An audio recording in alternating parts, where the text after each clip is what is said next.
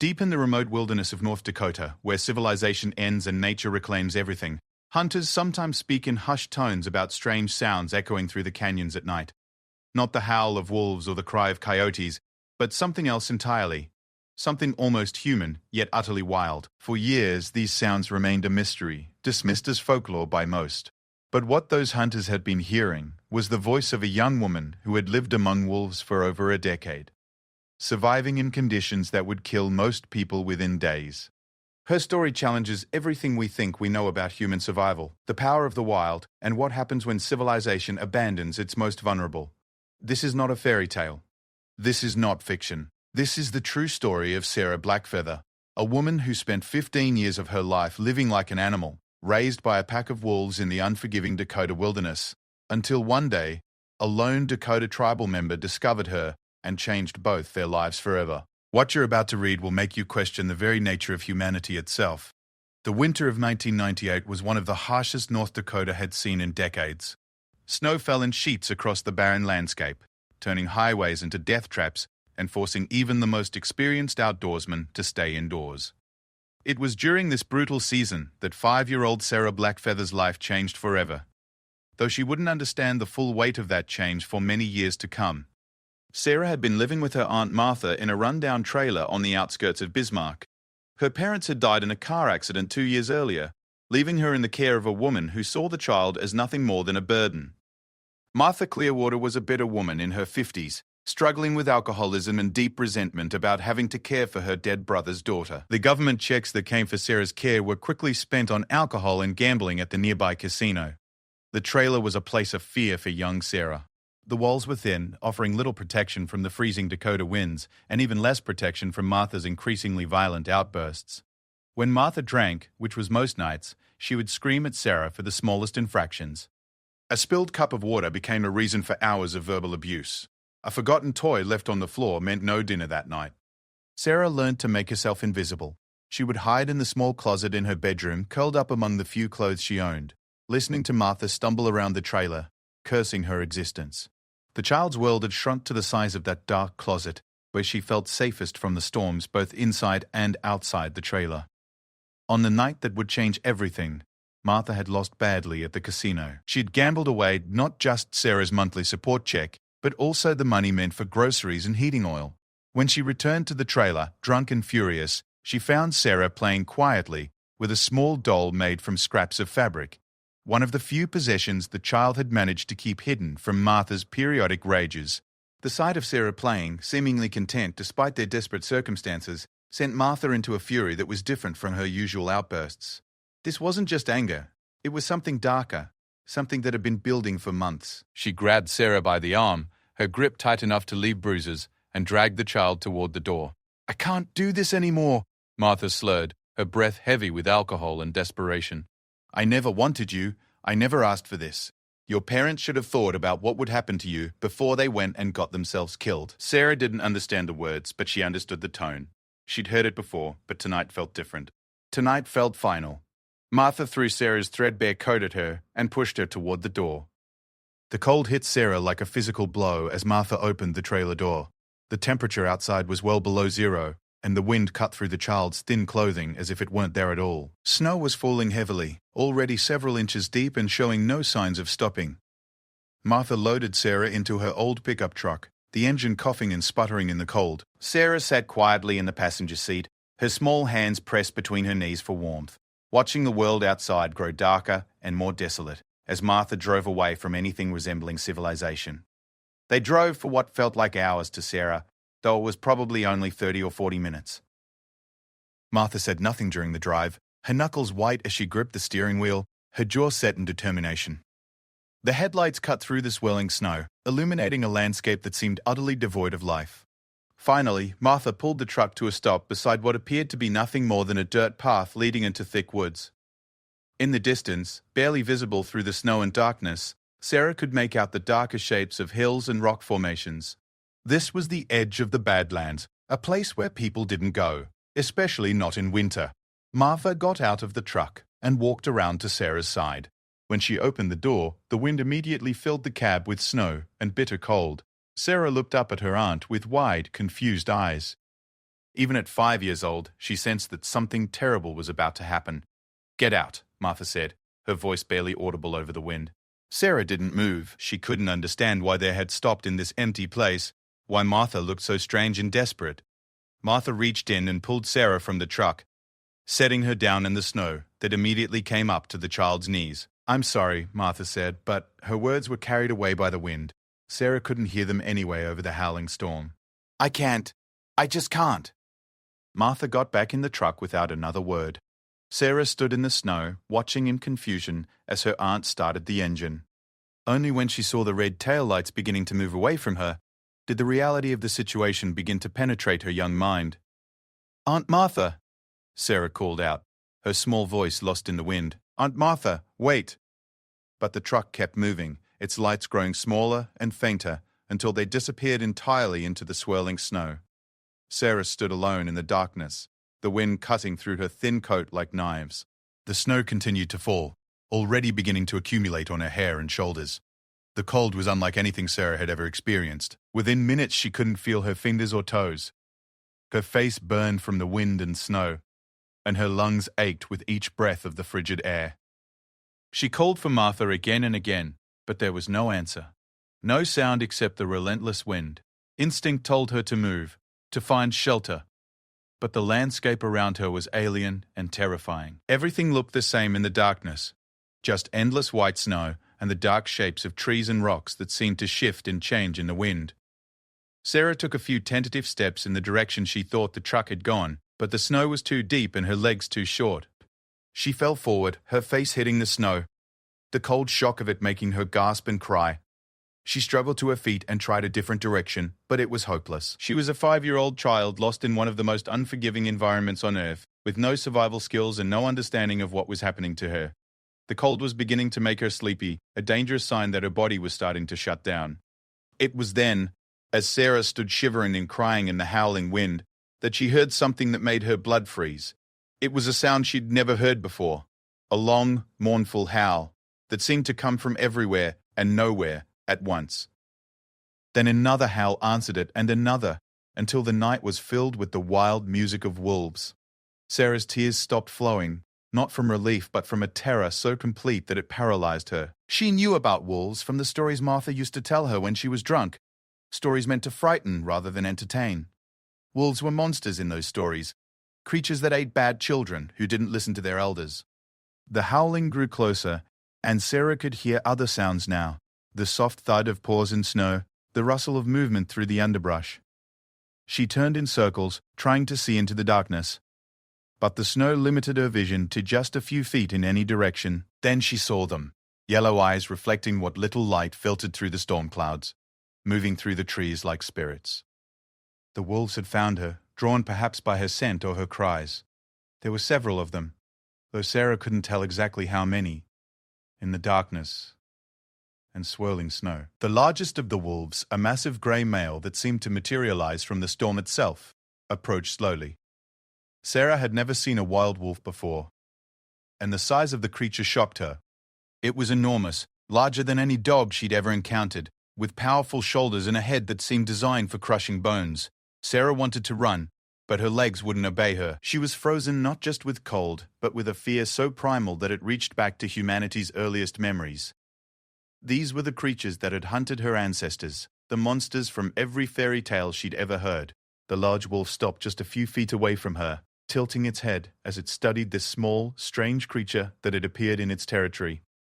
Sarah could see its breath-forming clouds in the cold air, could see the intelligence in its yellow eyes. The other wolves hung back, forming a loose circle around her but not approaching. For a long moment, predator and child stared at each other across an impossible gulf of species and circumstance. Sarah was certain she was about to die, that these creatures would tear her apart as they did the deer and rabbits in Martha's stories. She closed her eyes and waited for the end. But it didn't come. Instead, she felt something warm and rough against her face, the wolf's tongue licking away her tears and the snow that had accumulated on her cheeks. When she opened her eyes, the great grey wolf was standing even closer, its massive head lowered to her level. The wolf made a sound unlike any she'd heard, not a growl or a bark, but something softer, almost questioning. It was the sound a mother might make to a lost child, though Sarah was too young and too terrified to understand the meaning. What happened next defied everything scientists thought they knew about wolf behavior. The large male, who Sarah would later learn was the alpha of a pack that had lost several pups to a harsh early winter, turned away from her and began walking toward a dark opening in the rocks that Sarah hadn't noticed before. After a few steps, he stopped and looked back at her, making that same soft, questioning sound. The other wolves began to move as well, but not towards Sarah. Instead, they spread out in formation, taking positions that Sarah couldn't understand, but that any wildlife expert would have recognized immediately. They were forming a protective escort, the same formation they used to move their own young to safety. Sarah didn't understand what was happening, but she understood that she had a choice. She could stand in the snow and freeze to death, or she could follow these creatures into the unknown.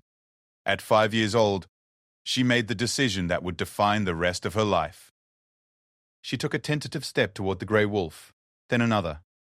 Her legs were numb and weak from cold and fear, but she managed to keep moving.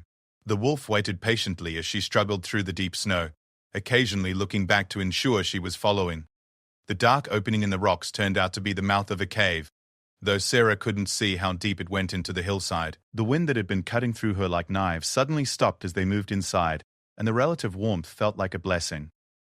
The cave smelled of earth and animal musk, but it was dry and sheltered. The wolves filed into the cave behind her, their movements silent and coordinated. In the darkness, Sarah could hear them settling down around her, their breathing creating a rhythm that was somehow comforting. The large grey male positioned himself between Sarah and the cave entrance, his body blocking the wind and creating a barrier against the storm outside. As the adrenaline of the encounter began to fade, exhaustion hit Sarah like a physical weight. The warmth of the cave, the presence of the wolves around her, and the simple fact that she was no longer alone in the howling wilderness combined to make her feel safer than she had in months. She curled up against the cave wall, her thin coat pulled tight around her small body. The last thing she remembered before falling asleep was the feeling of something warm and soft settling against her back. One of the wolves, a smaller female with darker fur, had positioned herself against Sarah, sharing her body heat with the strange, helpless creature that had stumbled into their world. When Sarah woke hours later, the storm had passed, but her old life was gone forever. She didn't know it yet, but she had just become something unprecedented in human history, a child raised not by civilization, but by one of its oldest and most feared enemies. The transformation had already begun, and there would be no going back to the world she had known. Martha's pickup truck was found 3 days later, abandoned in a ditch 20 miles away. Martha herself was discovered in a motel room in Minnesota, too drunk to remember clearly what she had done with her niece. When questioned by police, she claimed Sarah had run away during the night, vanishing into the storm. A search was conducted, but in the vastness of the North Dakota wilderness and with the trail obscured by fresh snow, no trace of a 5-year-old girl was ever found. The official report listed Sarah Blackfeather as a missing person, presumed dead due to exposure. A small funeral service was held, attended by a handful of people who had known her parents. A grave marker was placed in a cemetery in Bismarck, bearing her name and the dates of her short life. But Sarah was not dead. She was beginning a journey that would take her far from anything resembling human civilization, into a world governed by different rules, different dangers, and different kinds of love. The wolves had accepted her not as prey, but as family, and they would teach her everything they knew about survival in one of the harshest environments on Earth. The child who had been abandoned in a snowstorm would emerge years later as something unique, no longer fully human, but not quite wolf either. She would become a creature of the wilderness, shaped by forces that civilization had long forgotten, carrying within her the ancient wisdom of survival that humans had traded away for the comforts of modern life. But all of that lay in the future. For now, Sarah slept peacefully in a cave in the Badlands, surrounded by creatures that should have been her natural enemies, unaware that she was about to become one of the most remarkable survival stories in human history. Sarah's first winter with the pack nearly killed her a dozen times over. The wolves had accepted her presence, but nature had not suddenly become gentle. The North Dakota Badlands in winter were a place where death waited around every corner, and only the strongest and smartest survived to see spring. The cave where the pack had taken her became her first real home in months. It was deeper than she had initially realized, stretching back into the hillside with several chambers connected by narrow passages. The wolves had been using it as a winter denning site for years, and the floors were packed hard from countless paws and worn smooth by generations of wildlife. In those first few weeks, Sarah learned her first crucial lesson about survival. Warmth was life itself. The wolves demonstrated this without words, pressing close together during the coldest nights, sharing body heat that meant the difference between sleep and death. The female wolf that had first curled against her, whom Sarah began to think of simply as Mother, became her constant companion and protector. Mother was a remarkable animal, smaller than the alpha male but possessed of an intelligence that seemed almost human at times. She was the pack's primary caretaker, having lost her own pups early in the season, and she transferred all of her maternal instincts to this strange, hairless creature that had appeared in their world. She seemed to understand that Sarah's survival depended on learning quickly, and she became the child's first and most patient teacher. The lessons began immediately and were taught through example rather than instruction. When Sarah tried to venture too close to the cave entrance during a blizzard, Mother would block her path with her body, making a low rumbling sound that Sarah quickly learned meant danger. When Sarah shivered uncontrollably during the night, Mother would position herself to provide maximum warmth, sometimes even breathing on Sarah's hands and feet to prevent frostbite. Food was Sarah's second major challenge, and it nearly broke her both physically and mentally. The wolves were hunters, and their diet consisted entirely of raw meat. Sarah had never eaten anything but cooked food in her young life, and her human digestive system rebelled violently against the chunks of raw deer and rabbit that the pack brought back to the cave. For the first week, she survived mainly on snow and the small emergency food supplies she had in her coat pockets, a half-eaten granola bar and some crackers that Martha had given her earlier that day. But those meager supplies ran out quickly, and Sarah faced a choice that no 5-year-old should ever have to make: eat what the wolves offered, or starve to death. Her first attempt at eating raw meat ended with violent retching that left her weak and dehydrated. Mother watched this with what seemed like concern, and that night she brought Sarah something different: the partially digested contents of a deer's stomach, rich in partially broken down plant matter that was easier for Sarah's system to handle. It was a disgusting meal by human standards, but it was the beginning of Sarah's dietary adaptation. Over the following weeks, her stomach gradually adjusted to raw food, though it took months before she could eat fresh killed meat without becoming sick. Mother seemed to understand this process and continued to provide her with the more digestible parts of their kills: the liver, the heart, and the contents of herbivore stomachs. Water was another constant challenge. During winter, most water sources were frozen solid, and Sarah had to learn the wolves' technique of eating snow for hydration, while avoiding the dangerous loss of body heat that came from consuming too much cold snow too quickly. The wolves taught her to warm the snow in her mouth before swallowing, and to seek out springs or moving water when possible. As winter gradually gave way to early spring, Sarah faced new challenges that tested her growing bond with the pack. She was clearly not a wolf, and her presence affected the pack dynamics in ways that sometimes created tension. The alpha male, whom she learned to recognize by his massive size and distinctive grey markings, tolerated her, but did not welcome her the way Mother did. There were other wolves in the pack, 6 adults in total, and their reactions to Sarah varied. Some ignored her completely, treating her as they might treat an unusually persistent scavenger. Others showed curiosity, sniffing her strange scent and examining her odd, hairless skin with interest. One young male seemed to view her as a potential rival and would occasionally show aggression, baring his teeth and growing until Mother intervened. Sarah learned to read these moods and reactions with a sensitivity that most humans never develop. Her survival depended on understanding the complex social structure of the pack, and she became expert at interpreting the subtle signals that wolves use to communicate dominance, submission, affection, and warning. She learned that direct eye contact with the alpha male was a challenge that could result in aggression. She learned that certain sounds meant danger was approaching, and that the pack's behavior changed dramatically when they were hunting versus when they were simply traveling. Most importantly, she learned her place in the pack hierarchy. She was protected by Mother, tolerated by the alpha, and ranked below even the youngest adult wolves. This ranking might have seemed harsh to human observers, but it actually saved Sarah's life.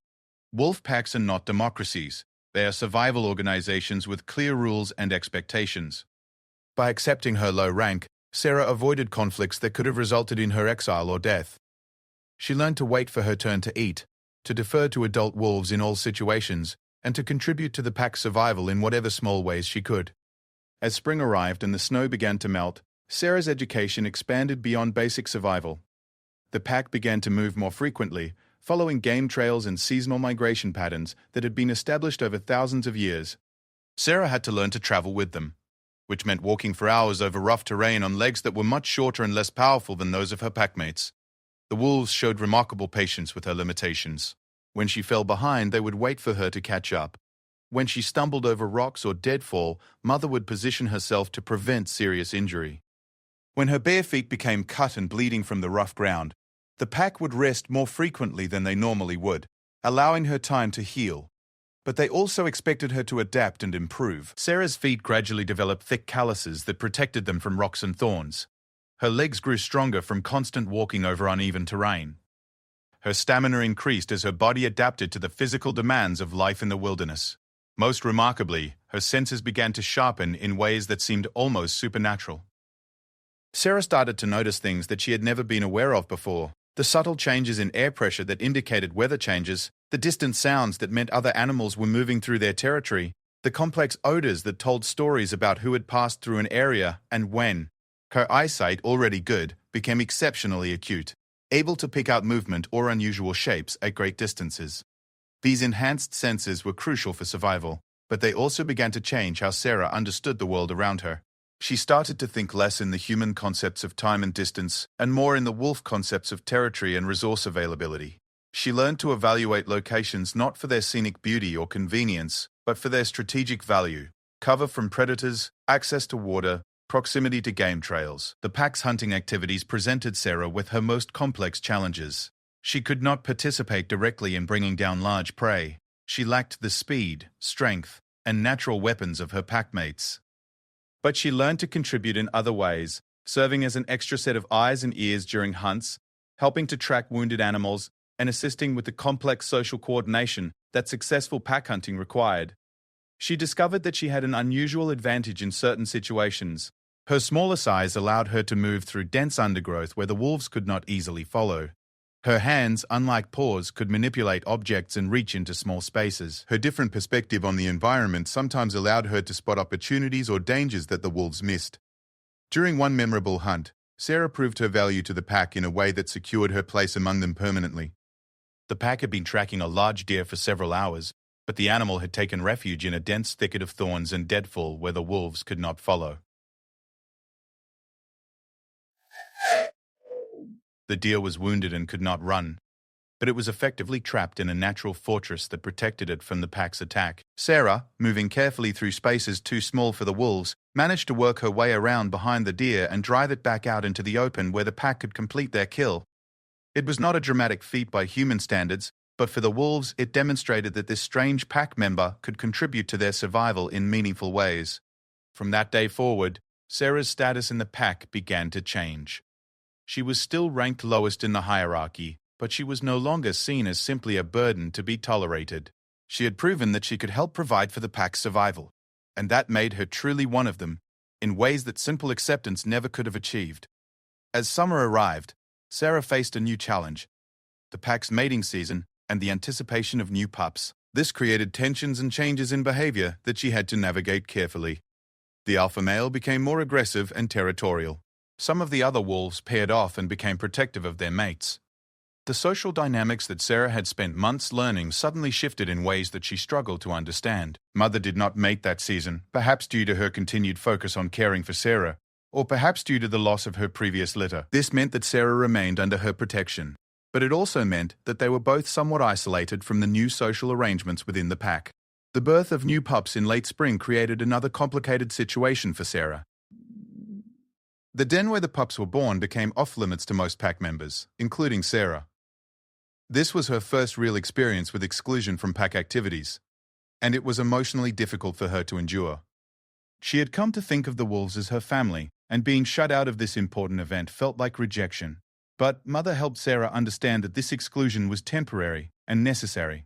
The new pups needed a secure environment free from any potential threats, and Sarah, despite her acceptance by the pack, was still an unknown factor when it came to interactions with helpless newborns. As the pups grew older and more independent, Sarah was gradually allowed closer contact with them. This interaction proved to be mutually beneficial. The young wolves were curious about their unusual pack member, And Sarah was delighted to have companions closer to her own size, even if they were a different species. Playing with the wolf pups taught Sarah important lessons about communication and social bonding. The pups used a complex variety of body language, vocalizations, and physical interactions to establish relationships and express emotions. Sarah learned to mimic many of these behaviors, developing a form of communication with the pack that went far beyond anything she had experienced in her limited human interactions. She learned to express submission by lowering her body and avoiding eye contact. She learned to show affection through gentle physical contact and by bringing gifts of interesting objects or food. She learned to indicate danger through specific postures and sounds. Most remarkably, she began to develop vocalizations that approximated wolf calls, though her human vocal cords could never perfectly reproduce the sounds that came naturally to her packmates. By the end of her first year with the pack, Sarah had changed in ways that would have been shocking to anyone who had known her in her previous life. She was lean and muscular, her soft human features hardened by constant exposure to the elements. Her hair had grown long and wild, often matted with burrs and debris from traveling through dense vegetation. Her skin was deeply tanned and scarred from numerous small injuries that were inevitable in wilderness life. But the most profound changes were not physical. Sarah had learned to think like a predator, to evaluate every situation in terms of survival advantage, to trust her instincts in ways that civilization had trained out of most humans. She had developed a patience and alertness that allowed her to remain motionless for hours while hunting or hiding. She had learned to endure discomfort and pain without complaint, understanding that weakness could be a death sentence in the wilderness. Perhaps most remarkably, she had learned to be truly present in each moment. Unlike humans, who spend much of their mental energy worrying about the future or regretting the past, Sarah had adopted the wolf's focus on immediate reality. She thought about food when she was hungry, shelter when she was cold, and safety when there was danger. This mental discipline gave her a clarity and peace that most humans never experience. As winter approached again, Sarah faced her second year in the wilderness with confidence rather than fear. She knew the rhythms of the seasons, the patterns of prey movement, the signs that indicated weather changes. She had memorized the territory that the pack traveled, knowing where to find water during dry periods, where to seek shelter during storms, where the best hunting areas were located. More importantly, she had found her place within a community that valued her contributions. She was no longer the helpless child who had been abandoned in a snowstorm. She was a functioning member of a social group that depended on each member's skills for survival. She had purpose, identity, and belonging in ways that her brief human childhood had never provided. But Sarah was still fundamentally human, and that humanity would continue to shape her experience in ways that she was only beginning to understand. Her brain was developing differently than it would have in human society, creating neural pathways and thought patterns that were unique in human history. She was becoming something new. Not quite human, not quite wolf, but something that contained elements of both species. The second winter would bring new challenges and new growth. Sarah would face situations that tested not just her survival skills, but her developing sense of identity. She would encounter other humans for the first time since her abandonment, creating conflicts between her wolf nature and her human origins that would shape the rest of her extraordinary life. But for now, as autumn painted the Badlands in brilliant colors and the pack prepared for another harsh winter, Sarah was content. She had found a home in the wilderness, a family among the wolves, and a strength within herself that she had never known existed. She was alive, and in the brutal calculus of nature, that was the only victory that truly mattered. 7 years passed in the wilderness, and Sarah Blackfeather became a ghost story whispered around campfires and hunting lodges throughout the region. Occasional sightings of a wild figure running with wolves filtered through the local communities, but these reports were generally dismissed as products of overactive imaginations or too much alcohol around remote campfires. Sarah herself was unaware that she had become a legend. Her world had shrunk to the territory her pack claimed and defended, an area of roughly 200 square miles of some of the most remote and inhospitable land in North America. Within these boundaries, she knew every rock formation, every water source, every game trail, and every seasonal variation, with an intimacy that exceeded what most humans knew about their own neighborhoods. The child who had been abandoned at age 5 was now approaching 13, though she had no concept of birthdays or calendar years. Her growth was marked instead by the changing seasons, the birth and death of pack members, and her evolving role within the group's social structure. She had grown tall and lean, her body adapted to the constant physical demands of wilderness survival. Her hands were strong and calloused, capable of climbing the steepest rock faces and manipulating objects with a precision that amazed even her wolf companions. Her hair had grown past her waist, usually braided with strips of hide to keep it manageable during hunts and travel. Her clothing was an improvised combination of items she had scavenged over the years. Remnants of her original human clothes held together with sinew and plant fibers, supplemented by pieces of hide from successful hunts. To a human observer, she would have looked like something from another century, a primitive survival expert who had somehow stepped out of humanity's distant past. But Sarah's most remarkable developments were mental and emotional rather than physical. She had learned to think in ways that bridged the gap between human cognition and animal instinct. She could plan and anticipate like a human, but she could also react to immediate stimuli with the lightning-fast reflexes of a predator. Her memory had developed in unique ways, storing vast amounts of sensory information that allowed her to navigate complex environments and predict the behavior of both prey and potential threats. The pack itself had changed during these years. The original alpha male had died during Sarah's fourth winter with them, killed in a territorial dispute with a rival pack. His death had created a period of instability that nearly resulted in the group's dissolution. Sarah watched this transition with the anxiety of someone who understood that her survival depended entirely on the pack's cohesion. A younger male named Stormwalker, by Sarah due to his habit of hunting during thunderstorms, had eventually established dominance and became the new alpha. Unlike his predecessor, Stormwalker had grown up with Sarah as a constant presence, and he viewed her not as an oddity to be tolerated, but as a legitimate pack member with her own specialized skills. Under Stormwalker's leadership, the pack had developed hunting strategies that took advantage of Sarah's unique capabilities. Her ability to climb into areas inaccessible to the wolves, her talent for manipulating objects, and her different perspective on prey behavior had made the group more successful hunters than any purely wolf pack in the region. Sarah had also learned to use tools in ways that no other pack member could match. She could fashion spears from branches, create traps from stones and sinew, and even start fires using techniques she had developed through experimentation and observation. These skills made her invaluable during harsh winters when traditional hunting methods proved insufficient. But it was during Sarah's 7th year with the pack that she encountered something that forced her to confront the reality of her dual nature: other humans. The encounter happened during late summer, when the pack was traveling through the southern edge of their territory in search of a deer herd that had been spotted by the pack's scouts. Sarah was ranging ahead of the main group, moving through dense brush to check for signs of human activity, when she caught a scent that stopped her in her tracks. It was a human scent, but not the stale, distant smell that sometimes drifted on the wind from farms and settlements many miles away. This was fresh, immediate, and coming from multiple sources. Sarah dropped to her belly and crawled forward until she could see through a gap in the vegetation. 3 men in camouflage clothing were setting up a hunting camp in a small clearing beside a stream. They had backpacks, sleeping bags, and hunting rifles, everything needed for an extended stay in the wilderness. More importantly, they were deep within the pack's core territory, in an area where humans never ventured. Sarah's first instinct was to retreat immediately and warn the pack of this intrusion. These humans represented a potential threat that could disrupt everything the pack had built in this territory. But something held her in place. A fascination with these creatures who looked like her, who moved and spoke in ways that seemed familiar despite her years away from human contact. She watched them for nearly an hour, studying their behavior and trying to understand their intentions.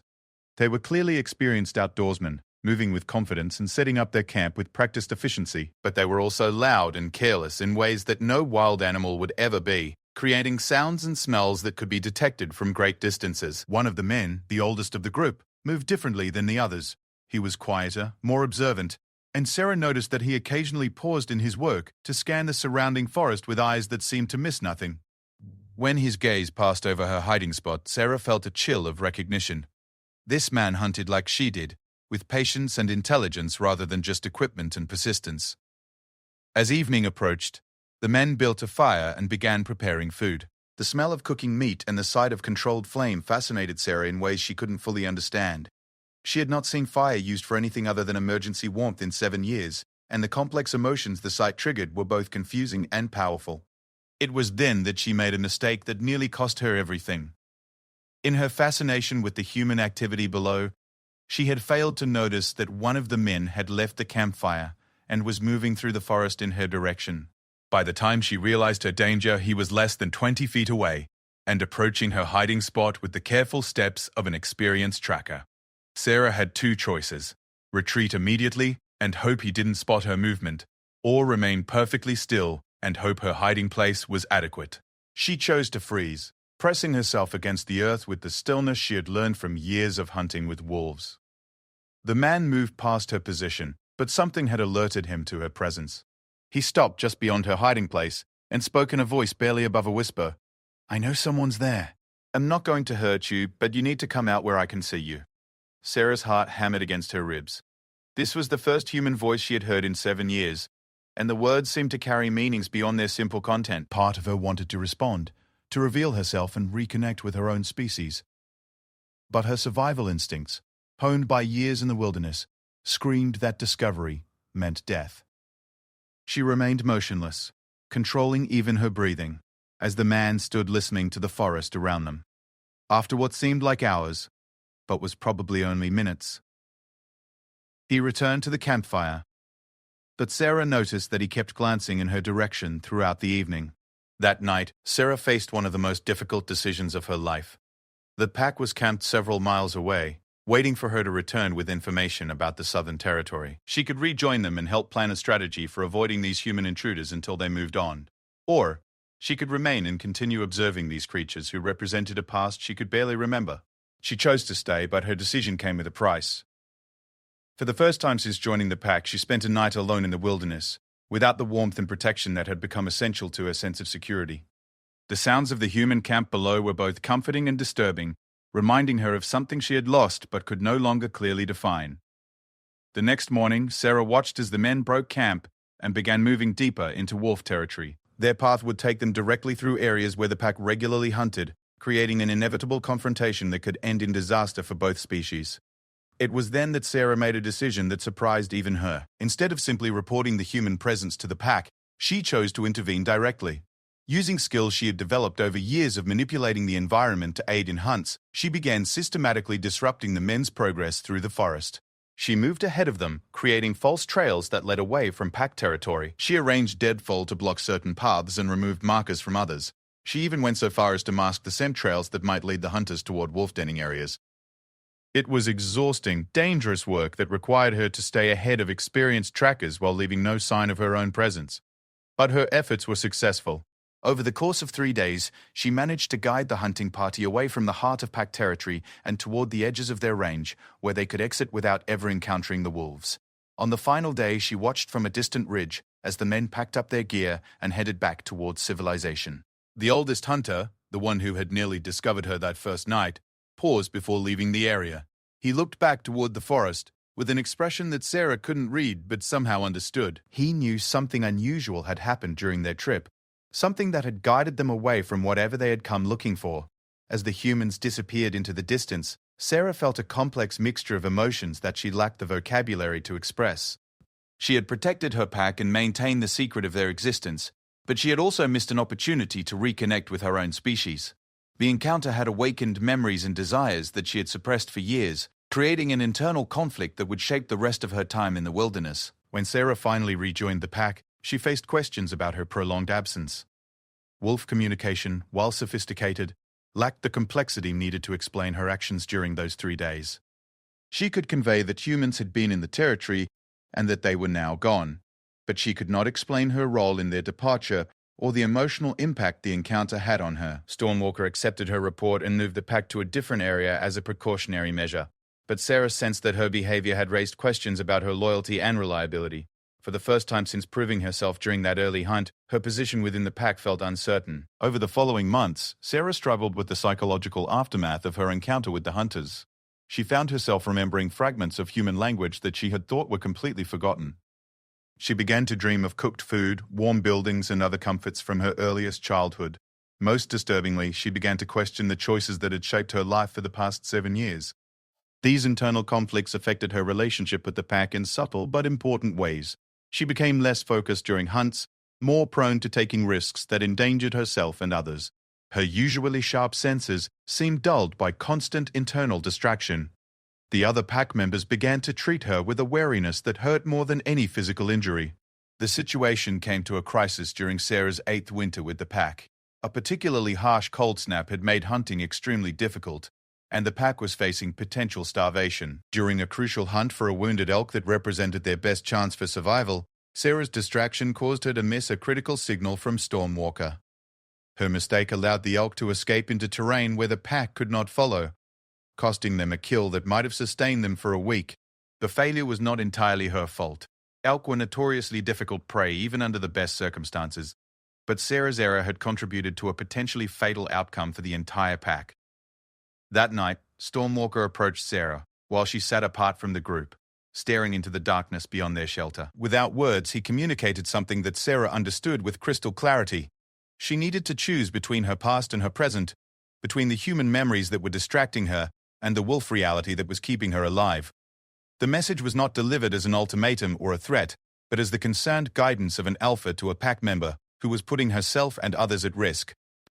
Stormwalker had watched Sarah struggle with her internal conflicts for months, and he understood that the situation could not continue indefinitely. Sarah spent the rest of that winter engaged in internal battle that nearly broke her psychologically. She had to decide not just what she wanted, but what she was. The human encounters had reminded her that she belonged to a species that she had almost forgotten. But returning to human society would mean abandoning the only family and home she had known for most of her life. By spring, Sarah had reached a resolution that surprised everyone, including herself. She chose to remain with the pack, but with a new understanding of her place in both the wolf world and the human world. She was not truly either species, but she was also not completely separate from both. She was something unique, a bridge between two worlds that rarely intersected. This realization gave Sarah a sense of purpose that had been missing since her encounter with the hunters. She began to see herself not as a human, living among wolves, or as a failed wolf with human limitations, but as something entirely new. She started to develop her own code of behavior that drew from both species while being constrained by neither. She became more protective of the pack's territory, understanding better than any purely wild animal the threats that human encroachment could bring. She also became more skilled at avoiding human contact while still benefiting from the resources that human civilization occasionally left behind. Discarded items, escaped livestock, even information gathered from observing human activities at a distance. But Sarah's new sense of identity came with its own challenges. She was approaching the age where human adolescence would normally drive major psychological and social changes, but she was experiencing these developments in an environment that had no framework for understanding them. Her body was changing in ways that wolf society could not accommodate, and her mind was developing capabilities that exceeded what she needed for survival in the wilderness. As Sarah entered her 9th year with the pack, she was becoming something that had never existed before, a truly wild human, shaped by both genetic heritage and environmental adaptation into a creature that belonged fully to neither civilization nor nature, but somehow managed to thrive in the space between them.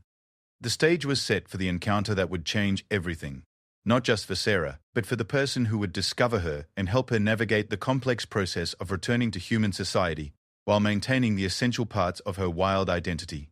But that meeting still lay in the future, waiting for the perfect combination of circumstances that would bring two very different worlds together in a way that would transform both forever.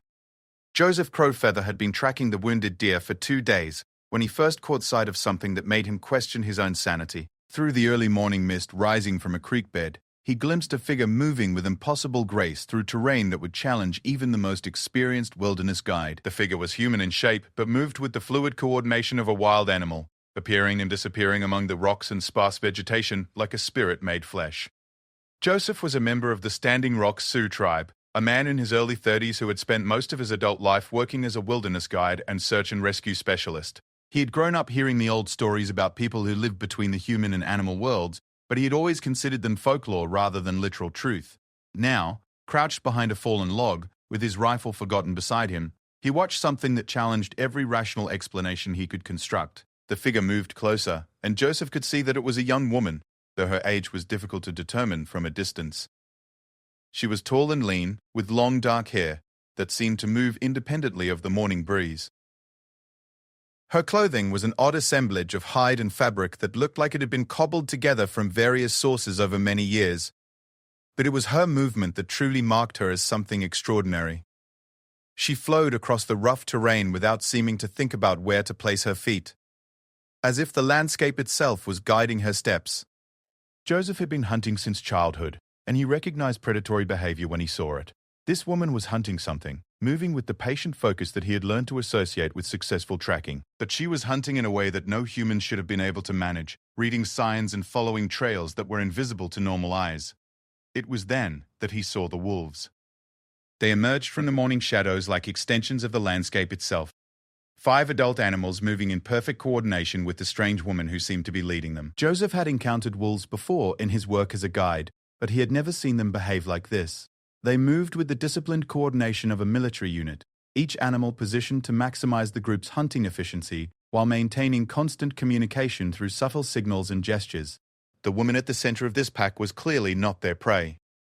She was their partner, their coordinator, their alpha in ways that defied everything Joseph knew about wolf behavior and human capability. As he watched, frozen by the impossibility of what he was seeing, the group moved past his position and disappeared into the broken country to the south. Joseph remained motionless for several minutes after they had gone, trying to process what he had witnessed. His rational mind suggested several explanations: hallucination brought on by dehydration, misidentification of normal animals, or simply the kind of optical illusion that could occur in poor lighting conditions. But his senses told him a different story. He had seen something real, something that challenged his understanding of what was possible in the modern world.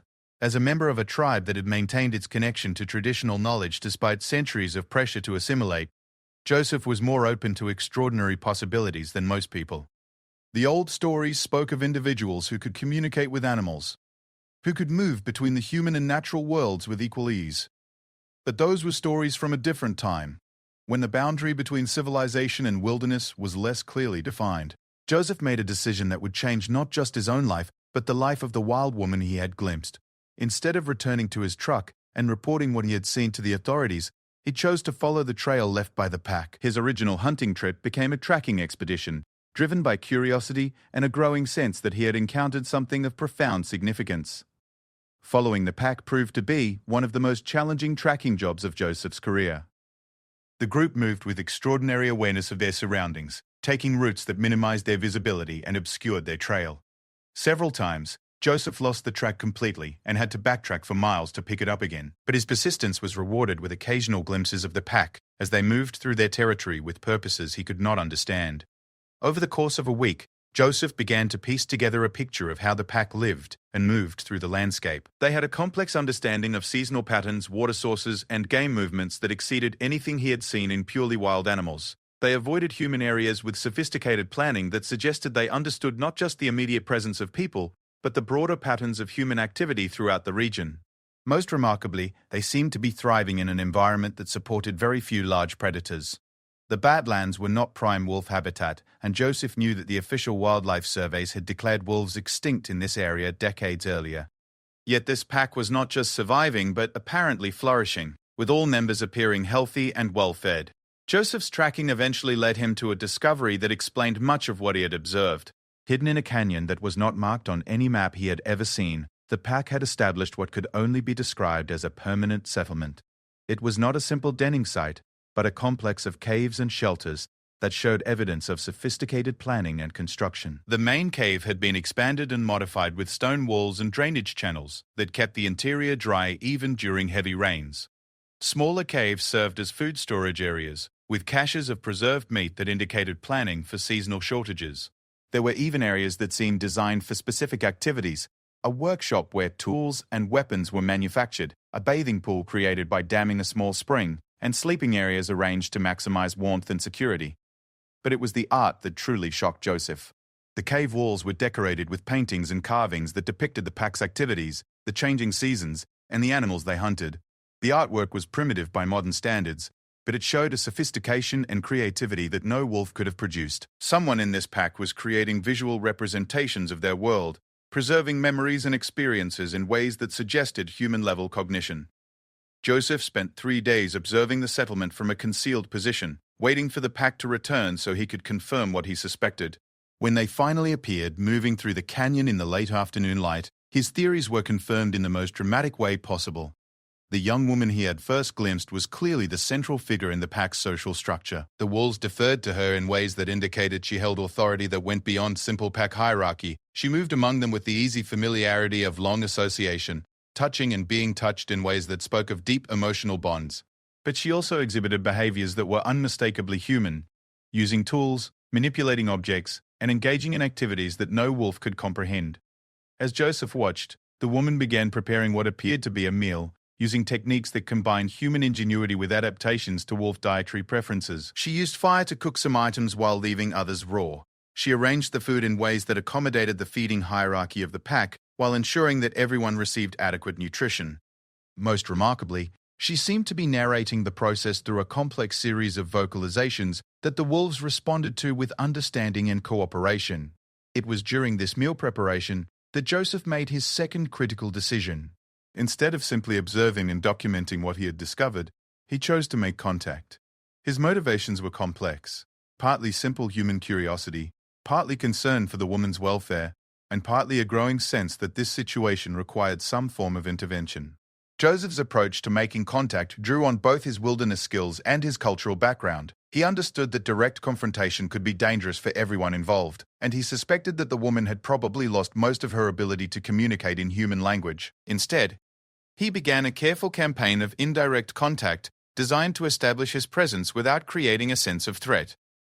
He started by leaving small gifts in places where the pack would find them, useful items like metal tools, pieces of fabric, and small containers that could serve various purposes. He was careful to choose items that would be obviously human in origin, but beneficial enough that they might be accepted despite their foreign nature. The pack's reaction to these gifts provided Joseph with valuable information about their relationship with human civilization. They were cautious but not panicked, suggesting that they understood humans represented potential danger but were not automatically hostile to human contact. More importantly, the woman examined each gift with the careful attention of someone who retained memory of human artifacts and their purposes. After several days of this indirect approach, Joseph decided to attempt direct contact. He chose a time when the woman was alone, gathering plants near the edge of the canyon, where she could retreat quickly if necessary. He positioned himself where she would be able to see him clearly, but where he could not be interpreted as blocking her escape route. When the woman first noticed him, her reaction was exactly what Joseph had expected: immediate alertness, evaluation of potential threats, and preparation for either flight or fight. But she did not run immediately, which Joseph interpreted as a positive sign. Instead, she studied him with the same careful attention she had given to his gifts. Joseph remained motionless, allowing the woman to make the first move. He had learned from his tribal elders that patience was essential when dealing with wild creatures, and he understood that this woman had become wild in ways that went far beyond simple survival skills. She needed time to evaluate him not just as a potential threat, but as a being with intentions and emotions that she might be able to understand. The standoff lasted for nearly an hour. Joseph maintained his non-threatening posture while the woman circled slowly around his position, always keeping escape routes open but gradually moving closer. Her movements were fluid and silent, demonstrating a mastery of wilderness travel that impressed even Joseph's experienced eye. Finally, the woman spoke, and her words changed everything. "I remember words," she said, her voice rough from disuse but unmistakably human. "I remember before." The sentence was simple, but it carried enormous implications. This woman retained not just the ability to speak, but memories of a human past that predated her life with the wolves. Joseph felt a mixture of excitement and sorrow as he realized the full significance of what he had discovered. This was not just a person who had chosen to live in the wilderness. This was someone who had been lost, someone who had survived in conditions that should have killed her, someone who had created a new kind of life that bridged the gap between human and animal existence. Joseph's response was carefully chosen. "I remember the old stories," he said, using the traditional greeting that his grandmother had taught him for encounters with spirits and unusual beings. "I come as a friend." The woman's reaction to his words suggested that she understood not just their literal meaning, but their cultural significance. She relaxed slightly, allowing her defensive posture to soften while maintaining her readiness to flee if necessary. "Stories," she repeated. And Joseph could hear in her voice a hunger for something that had been missing from her life for many years. I had stories once." What followed was the beginning of a conversation that would last for hours and eventually stretch across several days. The woman's command of human language returned gradually, as she exercised mental pathways that had been dormant for years. Her vocabulary was limited and her syntax often confused, but her intelligence was clearly intact and functioning at a high level. Joseph learned that her name was Sarah, though she had not used it in years, and seemed surprised to remember it. He learnt that she had vague memories of a previous life among humans, though the details were fragmented and sometimes contradictory. Most importantly, he learned that she was not entirely happy with her current existence, despite its obvious successes in terms of survival and adaptation. "Sometimes I dream of fire inside walls," she told him as they sat by the small stream that ran through the canyon. "Fire that does not move, that stays where you put it. I dream of voices that make music, not hunting calls." Joseph recognized these descriptions as memories of human civilization, indoor heating, music, and other aspects of communal life that Sarah had lost when she joined the pack. The fact that she dreamed about these things suggested that her human nature had never been completely subsumed by her wolf identity. But Sarah also expressed deep loyalty and affection for her wolf family. When Joseph suggested that she might want to return to human society, her reaction was immediate and negative. "They are my pack," she said firmly. "They saved me when my own kind left me to die. I will not abandon them as I was abandoned." Joseph understood that any attempt to rescue Sarah against her will would be both futile and wrong. She had not just survived in the wilderness, she had created a life there that provided her with purpose, community, and identity. Simply removing her from that environment and placing her back in human society would be a form of violence that could destroy everything she had built. Instead, Joseph proposed something that had never been attempted before, a gradual reintegration process that would allow Sarah to reconnect with human civilization while maintaining her bonds with the wolf pack. It was an ambitious plan that would require patience, creativity, and resources that Joseph was not certain he could provide. But it was also an opportunity to bridge two worlds in a way that could benefit both. Sarah's unique experience and knowledge could provide valuable insights into wildlife behavior and survival techniques. Her story could also offer hope to other missing persons cases and demonstrate the remarkable adaptability of human beings under extreme circumstances. The conversation continued through the night, with Sarah gradually becoming more comfortable with human communication, and Joseph learning more about the extraordinary life she had created in the wilderness. By morning, they had reached an agreement that would change both their lives. Sarah would begin a careful, voluntary transition back toward human society, while maintaining her relationships with the wolf pack and her connection to the wildlife that had shaped her for so many years. It was the beginning of a process that would be unlike anything attempted before in the modern world, the rehabilitation of someone who had not just survived in the wilderness, but had thrived there in ways that challenged fundamental assumptions about human nature and capability. Sarah's journey back to humanity would prove to be as remarkable as her journey away from it, and Joseph Crowfeather would be her guide through a transition that neither of them fully understood, but both were committed to attempting. The wild woman of the Badlands was about to become something else entirely, a bridge between two worlds that had been separate for too long, carrying within her the wisdom of both the civilized and the wild. The transition back to human society proved to be more complex and challenging than either Sarah or Joseph had anticipated. What they had initially envisioned as a gradual process of reintegration became instead a delicate balancing act between two completely different ways of understanding existence itself. Joseph's first step was to introduce Sarah to basic human comforts in a way that would not overwhelm her or create a sense of betrayal toward her wolf family. He began by building a small, simple shelter near the canyon where Sarah lived with her pack, close enough that she could visit her wolves daily, but far enough away that the human activities would not disturb the pack's natural behaviors. The shelter was designed to bridge the gap between Sarah's cave dwelling and modern housing. It had solid walls and a roof that provided better protection from weather than her natural shelters, but it was open enough that she did not feel trapped or confined. Joseph furnished it sparingly with items that served clear practical purposes: blankets for warmth, metal tools for food preparation, and a small wood stove that could provide controlled fire for cooking and heating. Sarah's reaction to these amenities was a mixture of wonder and suspicion. She had retained enough memory of human civilization to recognize these items and understand their purposes, but she had also developed a deep wariness of anything that might compromise her survival skills or create dependence on resources she could not control. The process of relearning human customs proved particularly challenging. Sarah had to rediscover not just the mechanics of using human tools and living in human structures, but the social and emotional frameworks that made human society function. Concepts like privacy, property ownership, and social obligations were foreign to someone who had lived for years in a community where survival depended on absolute cooperation and shared resources. Joseph drew on his cultural background to help Sarah navigate these challenges. Traditional Sioux society had maintained closer connections to the natural world than mainstream American culture, and many of the values that governed tribal life were more compatible with Sarah's wilderness experience than modern urban customs would have been.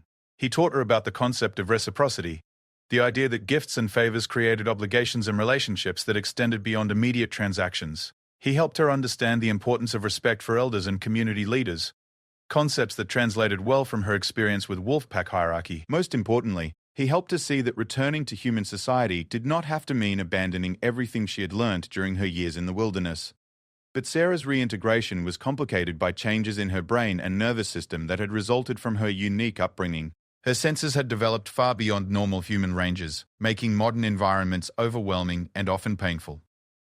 The sound of traffic, the smell of industrial chemicals, and the visual chaos of urban areas created sensory overload that could trigger panic attacks and retreat responses. Her sleep patterns had also adapted to wilderness conditions, with periods of alertness and rest that followed natural light cycles rather than social conventions. She found it difficult to sleep indoors, preferring to rest outside, where she could monitor her environment for potential threats. Even in the relatively safe environment that Joseph had created for her, Sarah maintained the hypervigilance that had kept her alive in the wild. Perhaps most challenging was Sarah's relationship with food. She had learned to eat anything that provided nutritional value, and her digestive system had adapted to a diet that included many items that would make most humans violently ill. Conversely, she found many processed foods difficult to digest and often refused meals that did not meet her instinctive standards for freshness and quality. Joseph addressed these challenges by involving Sarah in all aspects of food acquisition and preparation. They hunted and gathered together, with Sarah teaching Joseph wilderness survival techniques, while he showed her how to prepare traditional foods using both modern and historical methods.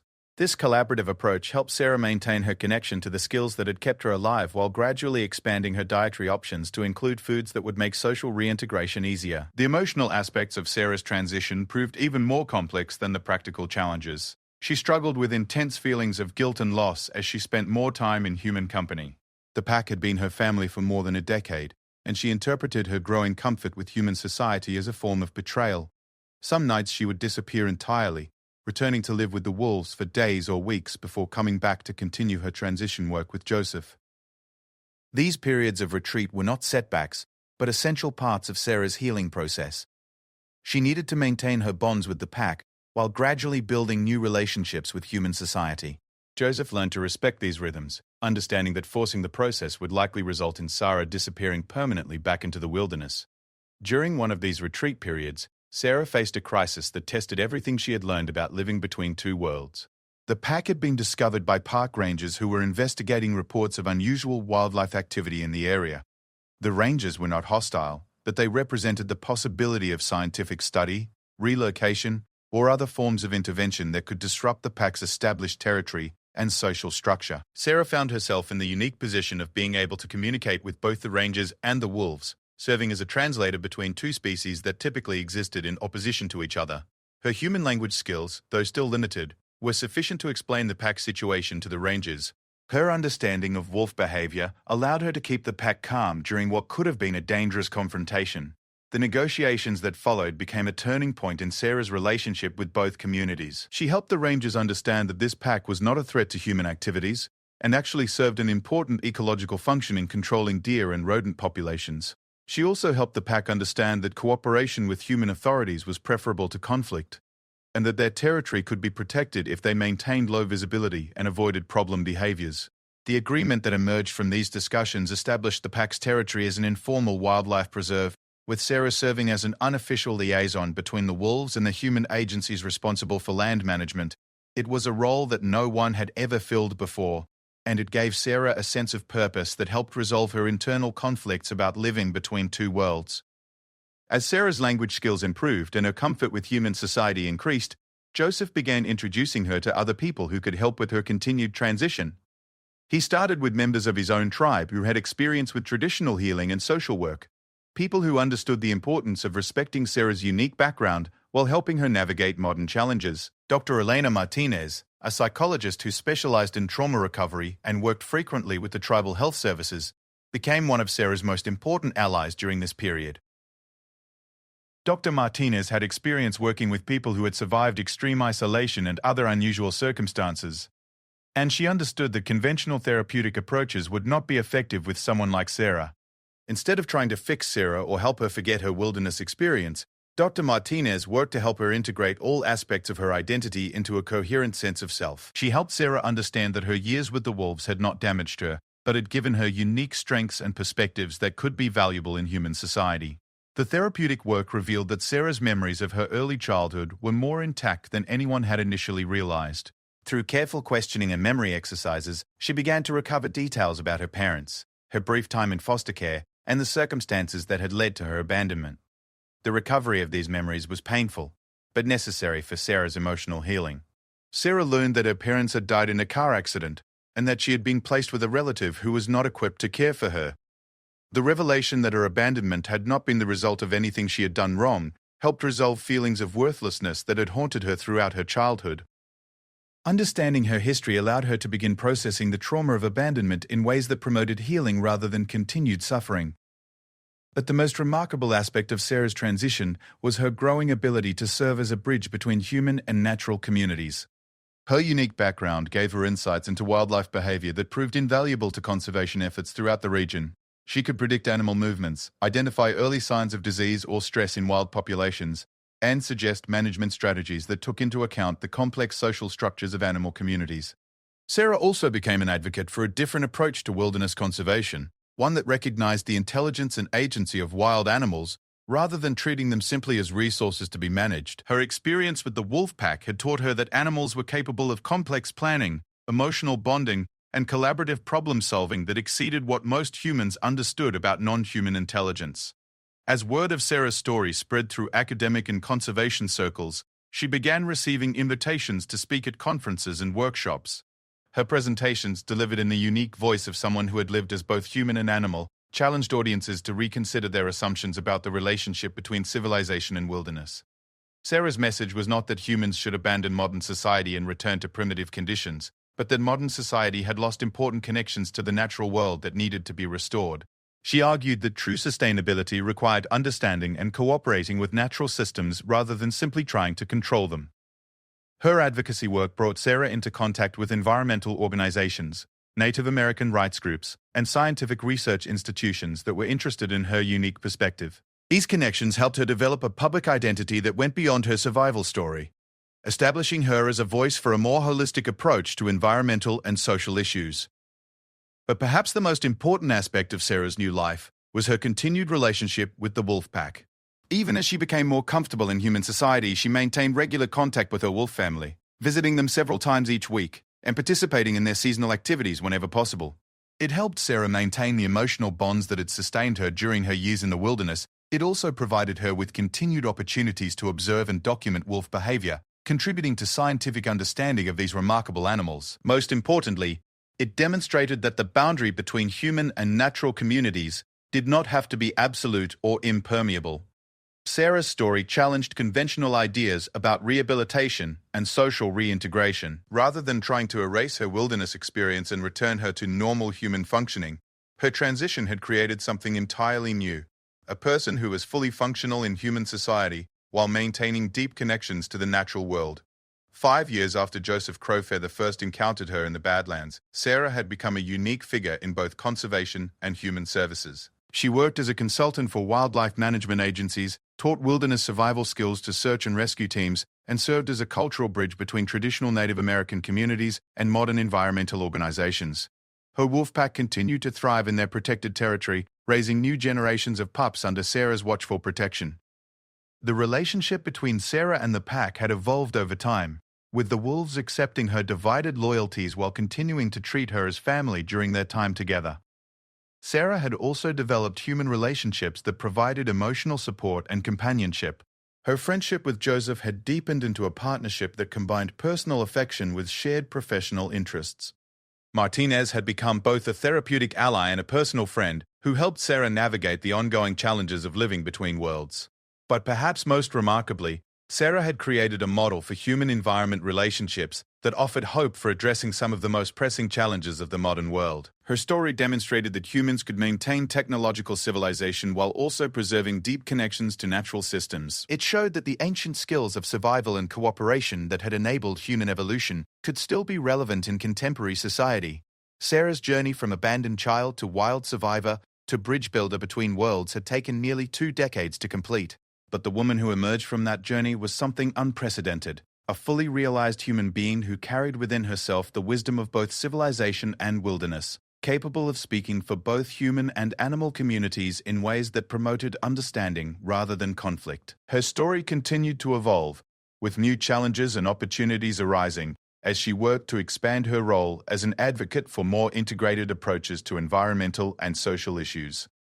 But the foundation had been established, proof that the boundaries between human and natural communities could be crossed, that survival was possible even under the most extreme circumstances, and that the ancient connections between people and the wild world could be restored, even in the modern era.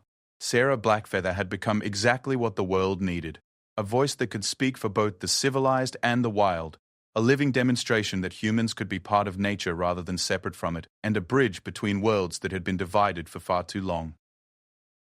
Her story was no longer just about survival, but about the possibility of creating new ways of being human that honored both the achievements of civilization and the wisdom of the natural world.